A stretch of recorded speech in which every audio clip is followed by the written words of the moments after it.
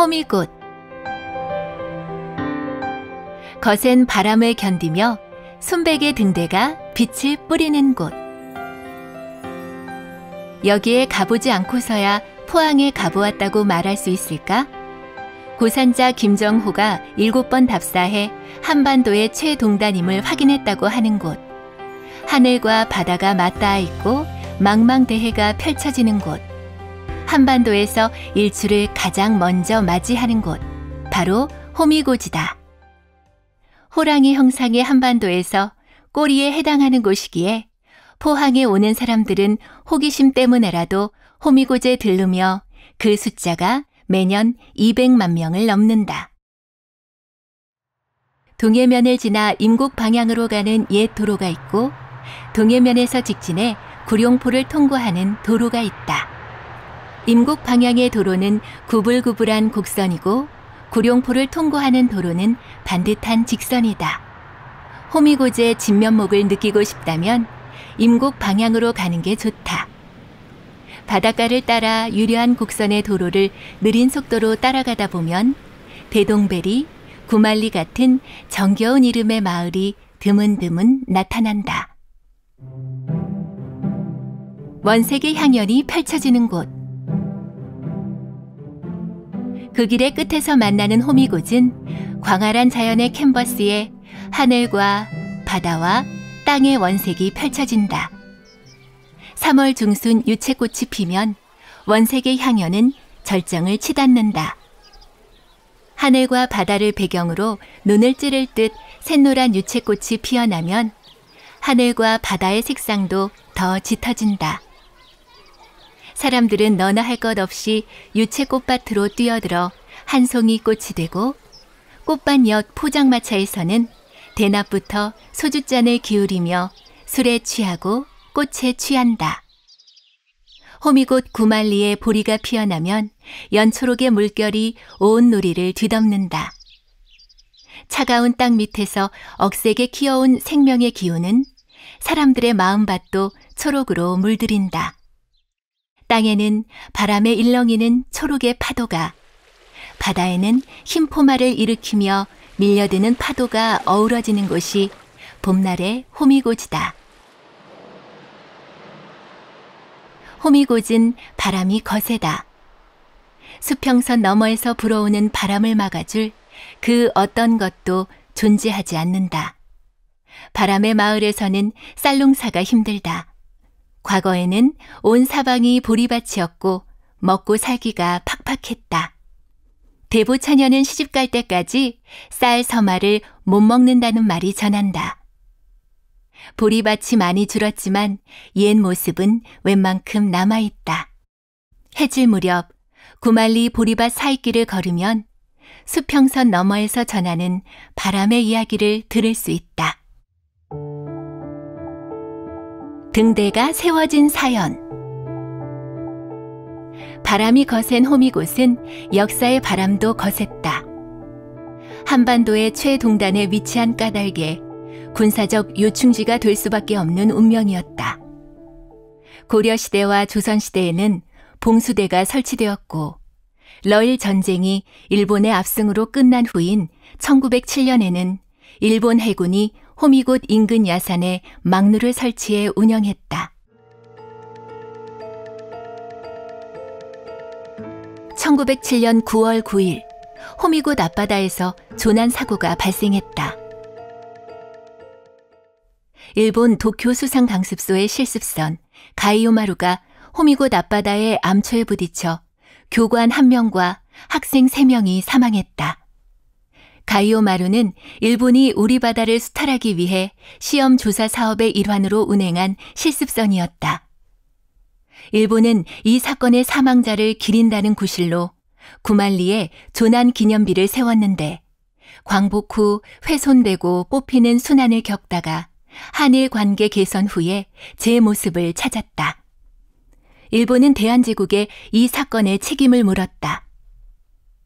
우리의 항만시설이 부실해 사고가 났다는 억지 주장을 하며 대한제국의 비용으로 등대를 건설하라고 요구했다.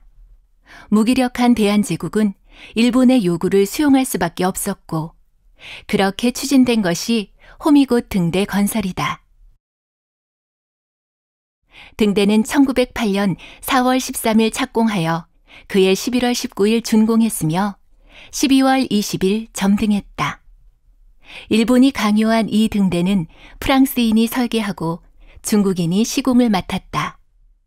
등대 앞 해안가에 선착장을 만들어 공사용 자재를 하역하고 주민들을 동원해 등대 건설 부지까지 운반했다.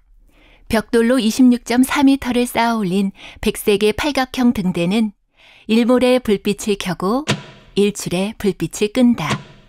12초에 한 번씩 먼 바다를 향해 빛을 뿌리는데 빛의 도달거리가 16해리에 이른다. 거센 바람을 견디며 순백의 등대가 빛을 뿌리기에 호미곶 밤바다는 마냥 쓸쓸하지 않다. 외로운 밤바다에 더 외롭게 떠있는 어선, 그리고 그 어선을 향해 빛을 뿌리는 등대를 바라보고 있으면 삶이 외롭지만은 않다는 것이 느껴진다. 역사의 소용돌이 속에서 탄생한 등대는 언제 보아도 단아하다. 위에서 아래로 살포시 흘러내리는 곡선은 빼어난 건축 미학을 드러낸다. 경상북도 기념물 제39호로 지정되어 있지만 역사적, 문화적, 건축적 가치는 그 이상이다. 유서 깊은 등대와 함께 국내 유일의 국립등대박물관이 들어서 있다. 1985년 2월 7일 문을 연 박물관은 등대의 거의 모든 것을 망라하고 있다. 특히 등대의 핵심인 등명기와 등명기 렌즈가 전시되어 있어 등대 불빛의 발생과 작동 방식을 이해하는 데 도움이 된다. 해녀와 고래. 호미곶 일대는 해산물의 보고였다.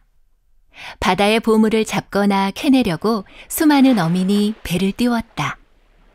어민 중에는 집으로 돌아오지 못한 이도 꽤 있다. 여행객에게 바다는 낭만의 대상이지만 어민에게는 생존의 현장이다. 호미곶에서 해녀들이 물질하는 모습은 심심치 않게 볼 수 있다. 봄바람이 부는 바다에서 돌미역을 채취하는 것을 시작으로 전복, 소라, 성게, 멍게, 천초, 문어 등을 건져 올린다. 북쪽으로는 오호츠크에, 동쪽으로는 독도까지 간 제주 해녀들이 이곳에도 온 것이다. 그렇게 제주 해녀들이 호미곶을 포함한 포항 바닷가에 정착함으로써 포항 해녀의 큰 흐름을 형성했다. 2017년 기준으로 포항은 제주와 울산 다음으로 해녀가 많다. 2020년 5월 현재 포항시 어촌계에 등록된 해녀는 879명이고 이 중 호미곶면은 249명이다. 수입은 쏠쏠하지만 육체적으로 고된 작업이 안정적으로 이어질 리 없다. 지금 해녀의 나이는 대부분 60대 이상이다. 50대는 찾아보기 힘들다.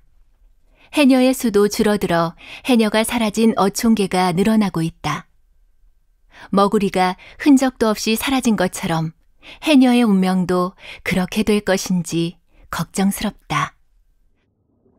호미곶 앞바다에는 아득한 옛적부터 고래가 지나다녔다. 그때가 언제인지는 인간의 시간으로 확인할 길이 없다. 과거에 동해를 고래의 바다, 경해라 불렀고 포항의 해안가 곳곳에 고래 이야기가 전설처럼 전하고 있다. 2005년에는 포항에서 1300만 년 전 돌고래 화석이 국내 최초로 발견되어 화제가 되었다. 고래와 관련된 대다수 논문이 장생포를 무대로 다루고 있는 반면 포항과 관련된 고래 논문은 화석을 주제로 다루고 있는 점이 이채롭다. 1930년대까지 호미곶 주변은 밍크 고래의 평화로운 집단 서식지였다.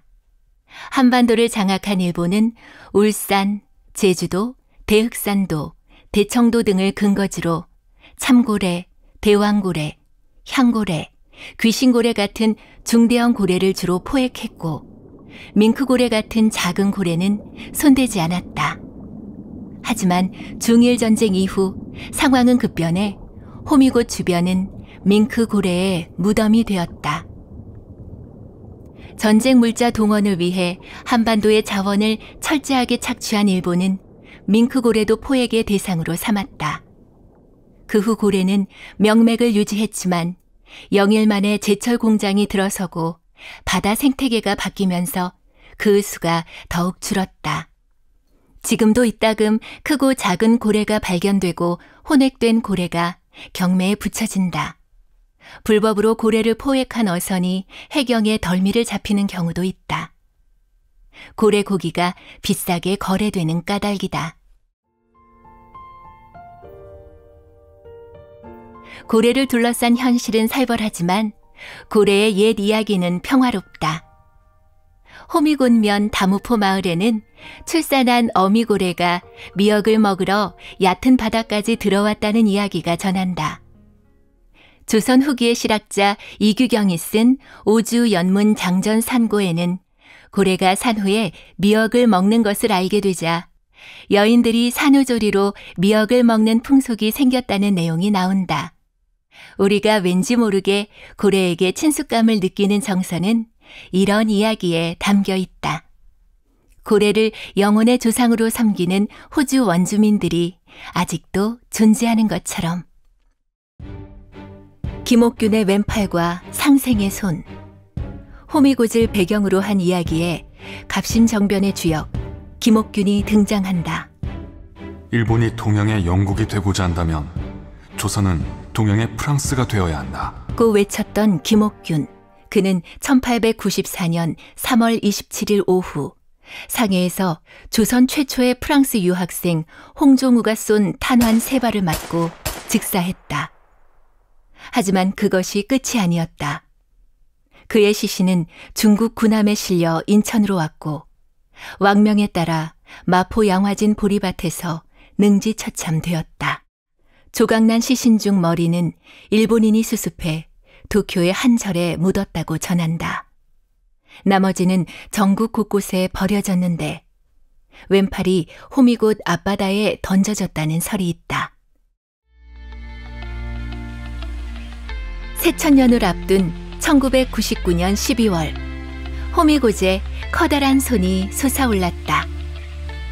상생의 손, 청동 조각상이 만들어진 것이다. 오른손은 바닷속에, 왼손은 호미곶 해맞이 광장에 세워졌다. 상생의 손은 새천년을 맞아 모든 국민이 서로를 도우며 살자는 뜻에서 만든 조형물로 호미곶을 상징하는 아이콘이 되었다. 하지만 공교롭게도 비운의 주인공인 김옥균의 왼팔이 던져졌다고 하는 호미곶 앞바다에 상생의 손이 세워졌으니 이 우연을 역사의 아이러니라고 해야 할까.